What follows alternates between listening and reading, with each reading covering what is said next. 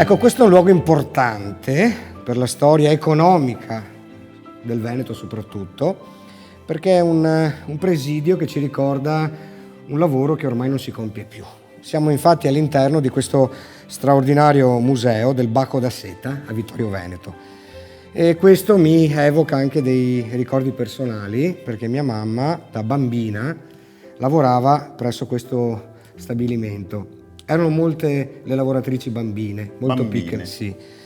Un motivo su tutti è che avevano le mani più piccole, quindi più adatte alla lavorazione di questo prezioso filamento. E il secondo motivo perché venivano pagate meno e sfruttate, questa è la realtà dei fatti, anche perché era un lavoro molto stagionale, si lavorava circa 30-40 giorni da aprile a giugno grosso modo, e quindi era un lavoro diciamo molto stancante per tutte queste donne. Infatti la cosa che mi colpisce, che mi ha colpito appena entrato all'interno di questo spazio, che è anche uno spazio della memoria, è che è un museo dedicato alle donne, al lavoro delle donne. Se ne parla sempre poco in realtà, e io me le vedo, lo si percepisce anche dalle tante foto che sono esposte all'interno di questi spazi, queste giovanissime ragazze di famiglie molto povere o contadine che per un periodo cercavano di guadagnare qualche soldo, venendo dai paesi limitrofi. Pensate che al pieno della produzione, nella provincia di Treviso, c'erano 40.000 famiglie che conferivano questo bene così prezioso.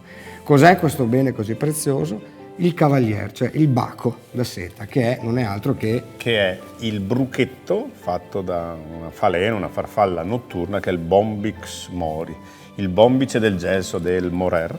Esatto. Che poi, prima di metamorfosare, si crea farfalla, diciamo. Esatto, si crea questa sorta di casetta filamentosa, e poi da cui si ricava la seta. Esatto. Pensate che la seta veneta soprattutto è stata per secoli un prodotto eccelso, di lusso, superiore per qualità a quello cinese. Quindi perché non esiste più questo prodotto? Dimmelo. Domanda importante, perché dagli anni 40 in poi ci fu un crollo della vendita legato al fatto che arrivava il materiale sintetico dalle nuove industrie, come per esempio Tor Viscosa che visitammo, eccetera. Quindi il nylon, il materiale artificiale, costava molto meno e quindi ha soppiantato questa lavorazione che era pesante, perché c'era l'allevamento del bacco, poi c'era tutto questo lavoro all'interno delle filande, quindi era molto più semplice produrre nylon. La coltivazione dei gelsi, che ancora oggi però per fortuna vediamo.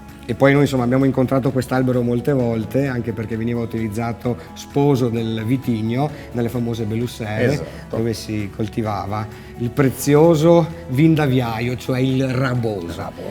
Quindi dicevo, ci fu un crollo pesante, il momento più alto della produzione era durante l'Ottocento, tanto che nel 1873 viene fondato il Regio Osservatorio, che sovrintendeva questa grande produzione di seta, e poi ci fu appunto il decadimento per i motivi che abbiamo appena spiegato, e si passa da 5.000 tonnellate di seta prodotta qui in questa filanda, che era la filanda Mazzi, che poi è diventata museo, da 5.000 tonnellate a 800 tonnellate negli anni 40, quindi un crollo vertiginoso che ha cancellato una produzione antica e che portava molta economia a questi paesi. Quindi noi osserviamo questo museo, ci facciamo catturare dall'importanza di tutto ciò che è esposto, ma soprattutto siamo vicini al messaggio che questo luogo ci vuole dare. Cioè, ricordiamoci delle donne che sono state madri, ma soprattutto grandi lavoratrici, e hanno permesso per centinaia d'anni